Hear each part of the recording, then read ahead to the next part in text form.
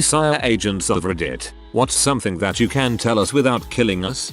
If I can trust that she's telling the truth, there's an old lady in town who was in the FBI back in 50s 60s. She said Nikita Khrushchev was a short man. I was an analyst, not an agent officer. 85% of all classified material is classified because of how it was collected, not because it is juicy useful. Yes, you boss and co-workers said that crap about you. I heard, just 2 days ago, that there is a saying in the government, no one ever got fired for classifying a document, hence there is huge excess secrecy. My dad worked for GCHQ in the 80s doing voice recognition and he can't say anything more for a decade more. The way they can recognize you by Siri Google today was being used in the 80s, just a bit slower.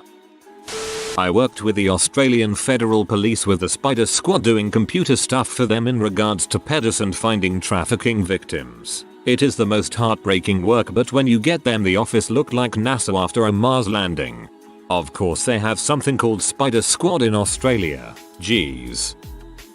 My high school girlfriend worked for the National Reconnaissance Office after college. At the time, they were responsible for analyzing the nation's spy satellite photos. She told me 2 things. 1. There's a special garbage chute for classified materials. It's in the hallway. When you are new, as a hazing ritual they tell you have to shout your badge number down the chute before throwing in any materials. This is hilarious. 2. She wouldn't tell me anything about the resolution quality of the spy photos, of course, but she did let it slip that because Russian sailors will sunbathe nude on the decks of their submarines in the Black Sea, several women in the office would pin those photos up in their cubicles as cheesecake beefcake photos. So a few decades ago, US spy photos could resolve Russian penis.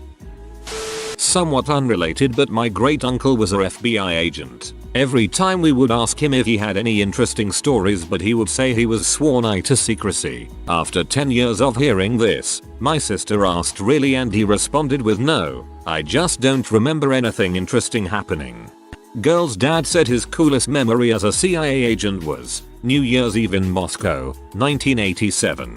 It was 39 degrees below zero with zero wind. Met an old, retired, CIA spook at a wedding reception. Spitting image of Cole Sanders. He was amazing. So I asked him, I don't want you to tell me anything you can't, but I'd love to know, when Kennedy got killed, what was the talk around the water cooler in the office? He didn't halt, or pause to think. Heck, we all thought Johnson did it. Johnson really did want to be president. Not an FBI or CIA officer here, but my sister is a district attorney, and over the years she has prosecuted a number of animal cruelty cases. This led to her having an ongoing partnership with the FBI for the last several years. It turns out the FBI started tracking animal abuse cases about 10-15 years ago due to the incredibly high correlation between abusing animals when you're young and becoming a serial violent offender as an adult. Netflix getting in on that too about a year ago. My dad worked for the government, and he told me that anytime he had a meaningful interaction with someone who wasn't American, i.e. going over to my friend's house for Lunar New Year, or going on vacation to Canada, he had to report it all, and if he saw anything suspicious. Yep, went through a clearance upgrade and got asked about a couple of people that I know through friends who I didn't include on my paperwork, and if I knew their background. If you go through the FBI interview process, it takes a while. Chances are you're going to have to spend some time working on crimes against children, which is really tough and most people don't want to do it. Yeah, I heard a story here on Reddit about how somebody was involved in a case against a predator, and he had to go through every image on his hard drive to flag anything that was child p. That case drove him out of the industry. I can't even imagine.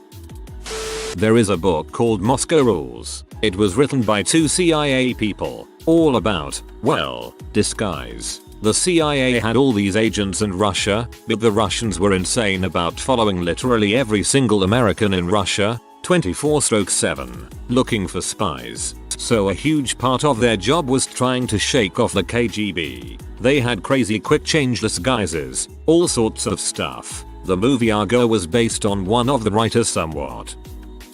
I don't know if I'm allowed to say it, but a mentor who definitely wasn't supposed to tell me used to be a white hat for the FBI. Apparently, all he did was search for pedophiles by tracking child pornography. He said he didn't stay for very long because it was messing with his mentality.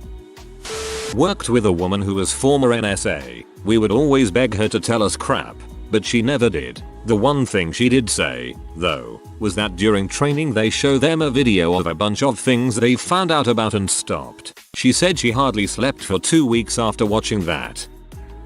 Operation Ivy Bells was a plan to tap Soviet communication lines. The cover story they used was that they had divers diving down to recover fragments of a new Soviet supersonic anti-ship missile. The communication line tap was a failure due to a spy. However, the dive teams successfully recovered all fragments of the missiles from the Soviet weapons tests. The US was able to reverse engineer one and subsequently learned they were radar guided only and the assumed IR guidance did not exist. Minor clarification, the tap was successful, and recordings were recovered by dive teams over many months. The tap was ultimately discovered by the Soviets because of information provided to them by Ronald Pelton, the spy you mentioned. Brian Bendis, creator of Miles Morales, author of House of M, etc., has a story about doing a talk at GBCI at Langley and being told to wait in a break room, not allowed to have his laptop, phone, his own notebook or pen, but was supplied with a notebook when he walked in that'd be reviewed when he left. A young analyst walks in for coffee, sees him sitting there, recognizes him as famous comic book author Brian Michael Bendis, and starts to react like a fan. He then pauses, starts sweating, and quietly asks Bendis if this is a test of some kind. And quietly asks Bendis if this is a test of some kind. OMG, I love this. What a mind-bending experience it must be to work in a place like that where you need to worry about tests constantly. My aunt has been an FBI agent for 25 years. The only thing I know about her job is that she's an office administrator, but her information went public somehow when she was part of the team that investigated the Mandalay Bay shooting in Las Vegas. Someone found the name and address of most of the agents that worked that scene and put it up online. Not sure why. She also took me and my family on a tour of the Las Vegas FBI headquarters about 15 years ago. One thing interesting that I remember about the building is that all the doors were floor-to-ceiling 9-foot doors. Thought that was weird. All the doors were floor-to-ceiling 9-foot doors. Existence of reptilians confirmed. I'm not one, but my friend is. She went off the grid after she graduated college, got recruited by the sire. She told us she was interested and majored in political science. I hope she's doing well. I'm still here, old friend. I just watch you guys from a satellite telescope, like what you did with the hair. I once rented out my old farmhouse to a family. They paid the rent every month and other than not mowing the lawn to save their life, I didn't think anything bad about them. That all changed when the D called me to inform me that my renter had been murdered in Mexico and was asking my permission to search the property. Well, it turns out I had unknowingly rented my house to the Mexican mob and they were using it as safe house. It all fell apart for them when 2 of them got caught with a duffel bag full of M. My renter had to go back to Mexico to visit his mother and was promptly murdered. Let's just say I no longer am a landlord and never will be again. 2 family stories, even though this will probably get buried. 1. My father's uncle told everyone for his entire life that he worked at a button factory. It was only revealed after his death that he, in fact, worked at a missile factory and assembled the gyroscopes for the guidance in missiles. 2. We always knew my grandfather worked for the government at the Pentagon. We never knew exactly what he did, but every 6 months or so he would call up to talk to my mom. The conversation was pretty much always the same. My mom and grandfather would catch up for a few, then the year would turn into, "So I have another clearance upgrade coming up. You will probably get a call like always. Just wanted to give you a heads up." Sure than cht. A week later some government agency would call up. It was always a different one, and ask for my mom. They would ask a bunch of questions and that would be that. When he died from Alzheimer's, at his funeral, 4 men in black suits attended and no one knew who they were. After the burial, they approached his widow and handed her a plaque with 17 government agency symbols on it. Turns out he was responsible for interagency cooperation and training. He basically got everyone to talk to and teach each other. Now his son works for them. Doing what? We don't know and don't ask. Button Factory. That's a hilariously awesome cover. My great uncle told us late in his life that he didn't work for GE as an engineer his whole career. He actually worked for the CIA, and that's all he would say. Also sounds like a top tier uncle style trolling maneuver, lol. Not CIA, but have worked with and know guys in intelligence. Most of the intelligence we get is from OSINT, open source intel, i.e. news articles, press releases, news networks and government announcements. Most people think that everyone in intelligence is some James Bond Jason Bourne type of individual, when in reality, the majority of analysts sit at a desk and go through news articles all day. That said, that's not the only method we have to gather intel, but it is where most of it comes from. Even analysts that are using other methods such as GEOINT, IMINT and SIGINT spend their day cropping images for minute details or replaying and monitoring the same signal over and over again. Have a buddy who was a contractor for NSA. He's a programmer, and he monitored global social media for signs of social unrest, uprisings, coups. I talked with some CIA recruiters towards the end of college and almost applied earnestly after a large group Q&A and then a much smaller one. The thing that stuck out to me was that the guy said most CIA agents are out of shape and have limited combat training with guns or hand-to-hand. They made it clear that it's the military that uses force. If confronted, they were trained to immediately surrender, or to drop their bags and run if possible. Fun fact, the I stands for intelligence, not incredibly deadly person. Want to work for them? Prepare to do a fair amount of paperwork. The form will ask for each of your employer contact information of friends, your history of addresses, etc. They will then send an agent to interview a number of these people. Next, you have to take a psychological exam and interviewed by a psychologist. Finally, you'll have one last interview with a polygraph and a professional lie detector. Not either of these, but I've had a clearance so I can weigh in a little. Two things. Firstly, most secret crap happens right in front of people's faces under the guise of being normal everyday stuff. Secondly, properly secret programs and operations are never named in any way that indicates what they actually are about. They're generally just two words chosen at random and that would rarely come up in normal conversation. Stuff like cracked gorilla, which I just made up off the top of my head. So when people talk about classified stuff and its name is super topical, it's either very old, or a nickname at best. Only public programs and operations have topical names as a PR motive, like Desert Storm. Operation Cracked Gorilla. I was told that would never see the light of day. Dangu. Usks. CIA have different specialists, like any government branch. Field agents, paper pushers, targeting officers, programs and plans officers, paramilitary officers, language officers, information resource officers. The list goes on. I'm available if you're looking for a middle-aged bulls artist. If you apply for a job at GCHQ MI5/MI6/Filingdales etc., they will talk to every member of your close family, and if any minor red flags come up you might not get the job. And also if you are Chinese, Russian, North Korean etc. I think that it probably goes to a grandparent or great-grandparent being from that country. You will not even be able to apply. Source: stepdad was in MI6, and fun fact, if he wants to go to certain countries, Israel, he has to ask permission from the mod to travel there. I used to subscribe to an Asian American lifestyle beauty mag, and every month the CIA ran ads about putting your heritage to use. Maybe off topic. I had dinner with a bunch of pasty white overweight dudes interested in hiring us for some early consulting. We knew they worked for the Defense Dept, maybe Defense Intelligence Agency, but they couldn't tell us exactly who they worked for or what exactly they needed, at least not until we had clearance. At some point in the conversation I asked the one buff looking guy if he ever served in the military. He said he was a Navy SEAL. I looked at the other dorky looking dudes and asked them one at a time. They were all former Special Forces guys. I mean, you would never ever think any of these guys were Special Forces. They looked like regular IT guys. I don't know for sure, but my guess is that they were all CIA. Related, I was in the sauna at my gym when this naked old man with extremely long testicles started talking to me. Somehow the conversation ended up on the topic of my new roommate, who happened to be Saudi Arabian. He then proceeded to tell me he worked for the FBI and knew exactly who I was and asked if I would like to make some money every now and then for giving him information. I said sure, not because my roommate was sketchy, but because he got drunk one day and pee on my couch. This was 10 or so years ago and I never really heard from him, but I think my phone was tapped for a short span of time.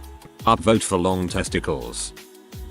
I have a few friends that are CIA officers. First thing is that the people that work for the CIA are not CIA agents, they are officers. The people they recruit to spy for them are agents. Also, going on a tangent, I am 90% sure I have been one of those agents when I was dealing with a Mexican logistics company while working at General Motors. The logistics company we were dealing with was owned by a multi-billion-dollar Mexican clan, and all the ultra-wealthy clans in Mexico all have ties to various cartels. So some federal agencies got involved, mainly FBI and I believe a few D, but one guy was specifically not wearing any badges, was not willing to identify what agency he was working for, and questioned me on a lot of specific details of what the company's capabilities were. Though getting back on track, anyone who is a US citizen can apply to join the CIA. It isn't that hard. If you have any kind of degree in computer science, statistics, engineering,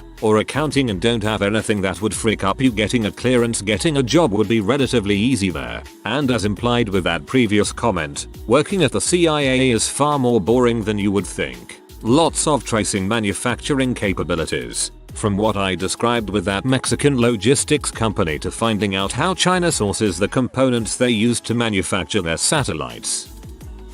Most of the job is agents talking about looking forward to retirement, time waster trainings, whining about the crappy new guys, how the job has changed, shady hiring practices, new policies designed to maximize agent liability while letting the old skirt chasers retire with BS lifetime achievement awards, and wondering how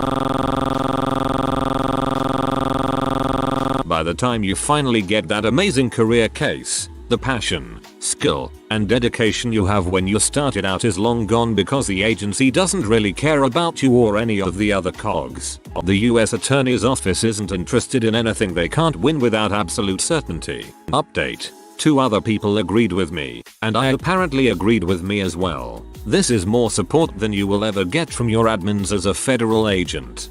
This is the only reply that I respect as a legitimate answer. Burner account with a realistic answer is usually a winner.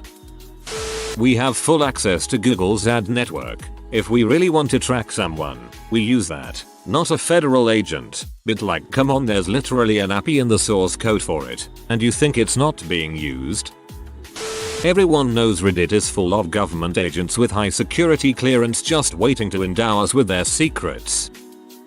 Not an FBI agent myself, but I recently was in frequent contact with an FBI recruiter about open positions I was considering, and what they told me was, the process of actually becoming an FBI employee usually takes between 1-2 years for all the necessary background checks and training exams. The FBI does all the stuff you see in the movies, just not as quickly. As I was watching some X-Files the night before the recruiter told me that, you can imagine that spooked me a bit. Special agents aren't spies, they're cops, which is ultimately why I didn't decide to go forward with the application, since the initial info session made it seem like special agents had more of a foreign diplomatic role than they do, which is what drew me in the first place.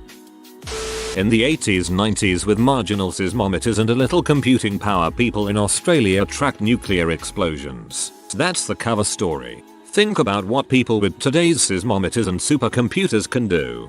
Worldwide Fart Detection Network confirmed. When I applied for a clerical position with the FBI, someone on the subway unaccountably sat next to me and asked if I'd write her son and persuade him to apply to a school for the deaf. I'm deaf myself. How could she have known I was? So I wrote a letter. She and I met for dinner. Then we went our separate ways. I've always wondered about this.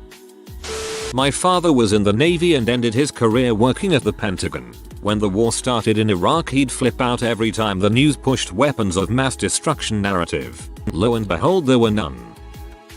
I had a customer years ago that worked for the FBI in a support role. Tech stuff. He wasn't agent or anything. He signed up to coach Pee Wee soccer for his 5-year-old and met his assistant coach at the first game. Monday morning he got called into his supervisor's office to meet with some agents. Apparently his assistant coach was a well-known mafia boss, and they wanted to know everything he talked about. He was shocked, because A, he had no idea, and B, they did. My father works at NSA and doesn't tell me crap, so I wouldn't know, but I do have one thing to say: NSA is spying on you, not the FBI. I hope my NSA agent is having a good day. Sorry I'm boring. Was at a tech conference and NSA had a booth with phone chargers. Nobody used them the entire conference. They were friendly. Asked me if I had the slides from the presentation my boss gave. Told them yes, I can get them, but actually I'm surprised you didn't already have them.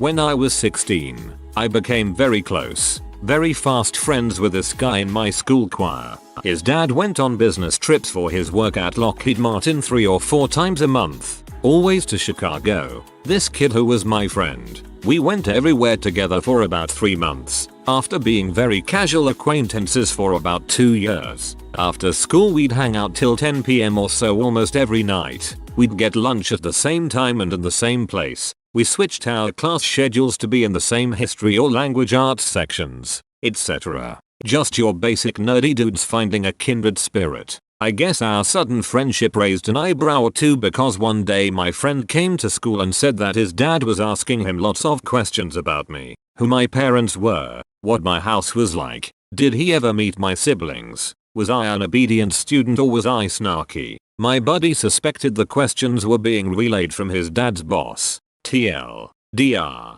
The government entertained the possibility that I was a threat to our missile systems or satellites or something as a high school junior.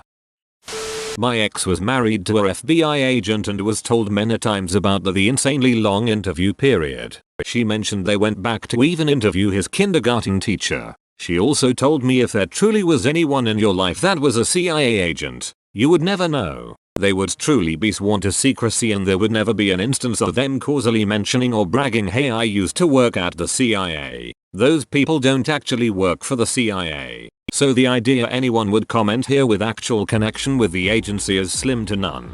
Lots of people work for the CIA in non-clandestine roles though. I wasn't FBI sire, I was NSA, but was integrated with both for a few assignments, and the biggest thing is that it's all way more office space than Tom Clancy. Also, every cafeteria has a buffalo chicken salad day, and it's usually the best thing they serve. Dude, you're not supposed to mention the buffalo chicken salad. That's in the handbook. You are fired when mom finds out. I stayed with an FBI agent in a hotel for a weekend. I can tell you that he likes Saturday Night Live and seemed like a decent guy. I need to know which era of Saturday Night Live before I form judgment.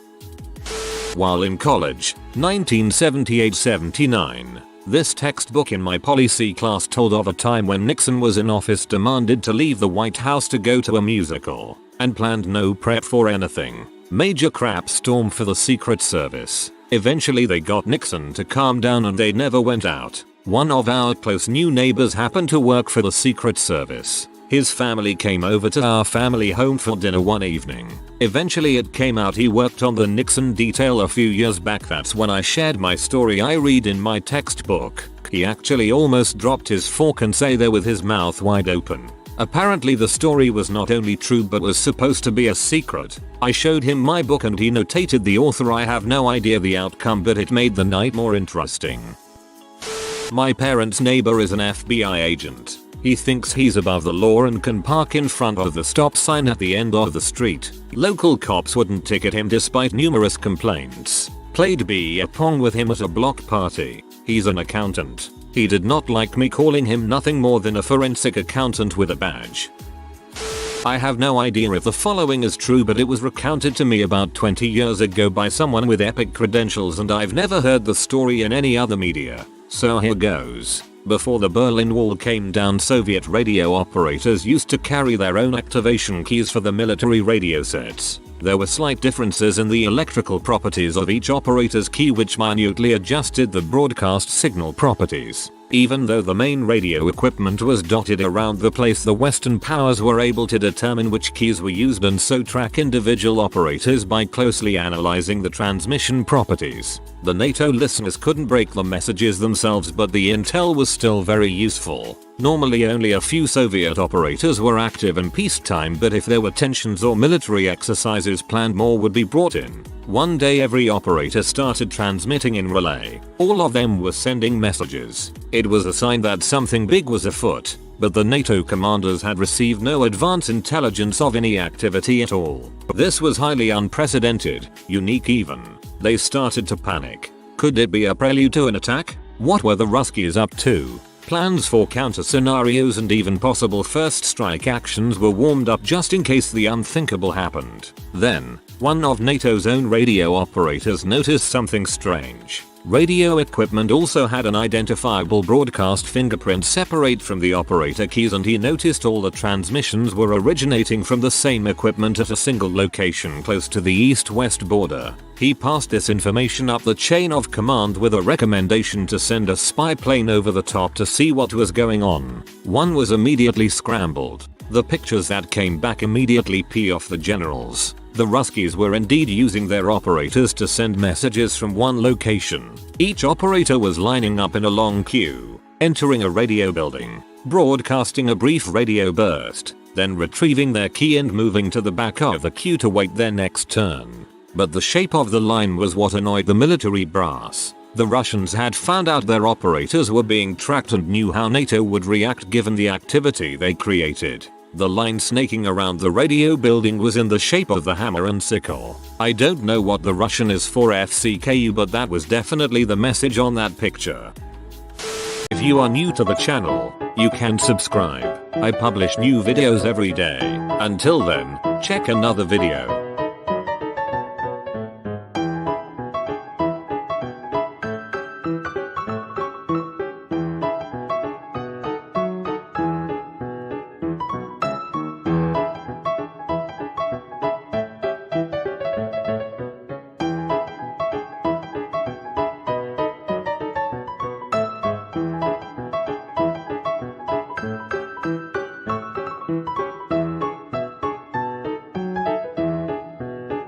Bye for now.